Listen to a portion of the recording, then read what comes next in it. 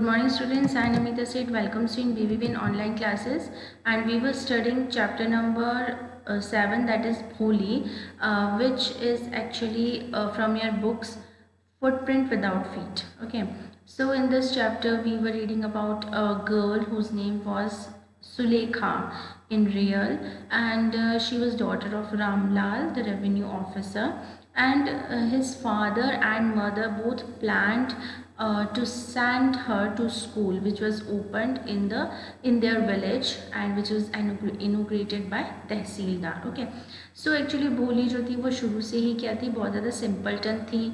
Small pox mark थे उसके, black pock marks उसकी बॉडी के ऊपर थे. Even she use to stammer also. और उसके एक्चुअली 10 महीने की थी जब वो उसके ऊपर कॉट गिरने से उसका जो ब्रेन था वो भी काफ़ी डैमेज हो चुका था. So she was very simple and she was neither beautiful and she was not intelligent. Okay, so when she went to school तो वहाँ पे उसे एक टीचर मिली और वो अपना पूरा नाम भी बहुत अच्छे से नहीं बता पा रही थी. सो उनके टीचर बहुत पोलाइट थी और उसने उनको बहुत मोटिवेट किया, तो भोली कहीं ना कहीं थोड़ा बहुत अपना नाम भी कम्प्लीटली बोलने लगी थी. Okay, so let's see the next part of the chapter. Sweat broke out over her whole body. Would her stammering tongue again disgrace her? अब उन्होंने जब उसको बोला कि आपका नाम बताइए, तो वो जो है बहुत स्टैमर करती थी, तो उसे बड़ा पसीना आने लग गया कि इस बार कहीं वापस से उनकी जो टंग है वो स्टैमर नहीं करने लग जाए. For the sake of this kind woman however she decided to make an effort. लेकिन उनके टीचर इतनी काइंड थी कि उन्होंने सोचा कि इस लेडी के लिए मुझे अपने थोड़े बहुत एफर्ट्स करने चाहिए. And she had such a soothing voice she would not laugh at her. और उनकी वॉइस इतनी ज़्यादा स्वीट है, इतनी ज़्यादा सॉफ्ट है कि उसे लगता था, कॉन्फिडेंस था कि टीचर उसको देखकर नहीं हंसेगी. Then she started to tell her name and she said bh like this. So she began to stammer. Well done, the teacher encouraged her. Come on now, the full name. Bholi. At last she was able to say it and felt relieved as if it was a great achievement. और जैसे ही उसने अपना complete name बोला तो उसे बहुत ज़्यादा relief महसूस हुआ, जैसे कि उसने बहुत कुछ अच्छा अचीव कर लिया हो. Well done. The teacher patted her affectionately and said, put the fear out of your heart and you will be able to speak like everyone else. So teacher ने उसे पैट किया, यानी उसके पेट को थपथपाया और बोला कि उसे मोटिवेट किया. Well done. और उसने बोला कि ये जो तुम्हारे डर है ना वो तुम्हारे दिल से निकल जाएगा अगर तुम प्रैक्टिस करती रहोगी, और तुम भी जैसे दूसरे नॉर्मल पीपल बोलते हैं वैसे तुम भी बहुत अच्छे एफिशिएंटली बोलने लग जाओगी. Bholi looked up as if to ask really. अब भोली उसकी तरफ बड़े उम्मीद से देख रही हैं, बड़े होपफुल निगाहों से देख रही हैं कि सच में ऐसा होगा कि वो भी दूसरे लोगों की तरह बोलने लग जाएगी. Yes, it will be very easy. You just come to school every day. Will you come? So उसने बोला कि हाँ, ये बहुत ज़्यादा इजी होगा, तुम हमेशा स्कूल आया करो, रोज़ाना आया करो, क्या तुम आओगी? भोली नॉडेड. सो भोली ने हाँ में अपना सिर हिला दिया. नो, से इट अलाउड. तो उसने कहा नहीं, आप अपना सिर मत हिलाओ, इसे ज़ोर से बोलो. सो भोली said yes. And Bholi herself was astonished that she had been able to say it. और भोली खुद भी बड़ी सरप्राइज थी कि उसने yes कितना जल्दी बोल दिया. Didn't I tell you? Now take this book. So the teacher motivated her and tell her कि एक बुक उसने उसको दी और she used to tell her कि अभी रोज़ आपको स्कूल आना है.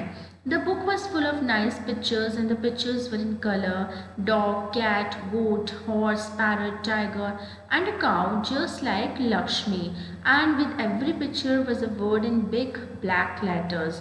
So उनका जो बहुत सारे वहाँ पे अलग अलग पिक्चर्स की वो बुक थी जिसमें बहुत सारे अलग अलग से एनिमल्स थे और हर एक पेज के ऊपर अपने ब्लैक बोल्ड लेटर से उनका नाम लिखा हुआ था.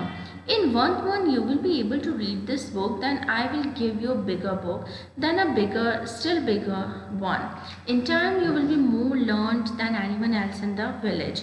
Then no one will ever be able to laugh at you. People will listen to you with respect and you will be able to speak without slightest stammer. Understand? So उसने बोला कि लोग तुम्हें बहुत अच्छे से सुनेंगे, तुम्हारे रिस्पेक्ट करेंगे, तुम खूब पढ़ाई करो और तुम्हें मतलब ये स्टैमरिंग की प्रॉब्लम भी तुम्हारी बिल्कुल सॉर्ट आउट हो जाएगी. Now go home and come back early tomorrow morning. So अभी अपने घर जाओ, कल सुबह वापस से स्कूल आ जाना. Bholi felt as if suddenly all the bells in the village temple were ringing and the trees in the front of the schoolhouse had blossomed into big red flowers. So Bholi ऐसा लग रहा था जैसे कि village के सारे temples की जो बेल हैं, घंटियाँ हैं, वो बज रही हैं और ट्रीज़ और जो आसपास के फ्लावर्स जो भी स्कूल के आसपास के जो ट्रीज़ हैं, ग्रासेस हैं, वो बहुत ज़्यादा ब्लूजम्ड हो गए, यानी बहुत ज़्यादा उन पर मतलब निखार आ गया है. फ्लावर्स जो हैं वो खिल उठे हैं. इसका ये मतलब होता है all these words these actually symbolises happiness. यानी भोली बहुत ज़्यादा हैप्पी थी और बड़ा कॉन्फिडेंट फील कर रही थी वो. Her heart was throbbing with new hope and a new life.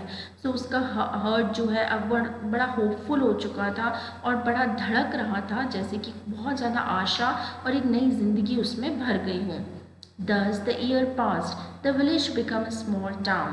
The little primary school became a high school. So काफ़ी साल बीत गए. जो छोटा सा विलेज था अब एक टाउन बन चुका था. जो एक छोटा सा प्राइमरी स्कूल था वो हाई स्कूल बन चुका था. There were now a cinema under a tin shed and a cotton ginning mill.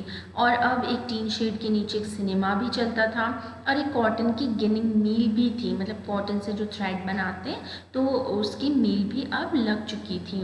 The mail train began to stop at the railway station. और जो मेल ट्रेन आती है, जो टेलीग्राम्स और जो लेटर्स लेके आती है, तो वो ट्रेन भी अब रेलवे स्टेशन पर उनके टाउन पे रुकती थी. One night after dinner, Ramlal said to his wife, "Then shall I accept Bishambar's proposal?" So एक रात को जब डिनर कर रहे थे रामलाल और उसकी वाइफ, तो उन्होंने रामलाल ने पूछा कि क्या हम बिशंबर का प्रपोजल एक्सेप्ट कर लें. Yes, certainly, his wife said. Bholi will be lucky to get such a well-to-go bridegroom, a big shop, a house of his own, and I hear several thousands in the bank. Moreover, he is not asking for any dowry. So उसने बोला हाँ बिल्कुल हमें कर लेना चाहिए. Certainly means for sure. So हाँ बिल्कुल हमें ये प्रपोज़ल एक्सेप्ट कर लेना चाहिए, क्योंकि भोली जितनी लकी पर्सन कौन होगी जिसे इतना अच्छा दूल्हा मिलेगा. उसकी अपनी दुकान है, अपना घर है और मैंने तो सुना है कि उसके बैंक में भी बहुत ज़्यादा पैसे हैं.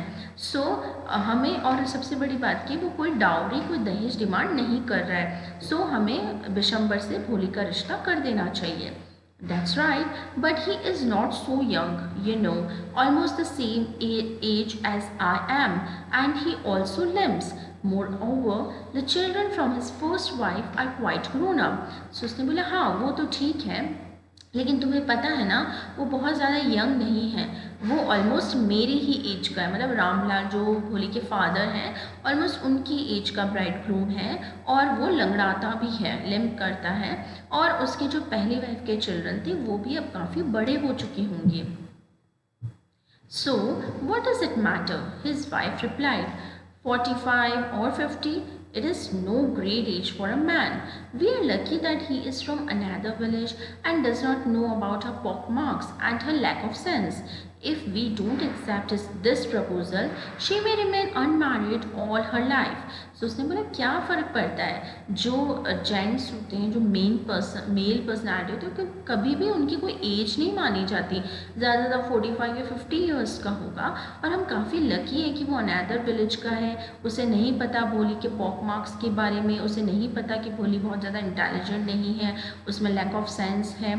तो हमें ये प्रपोज़ल एक्सेप्ट कर लेना चाहिए, नहीं तो वो पूरी ज़िंदगी अनमैरिड ही रह जाएगी. Okay, so this is it for today and will continue with the next part of the chapter in the next video. Till then, happy learning.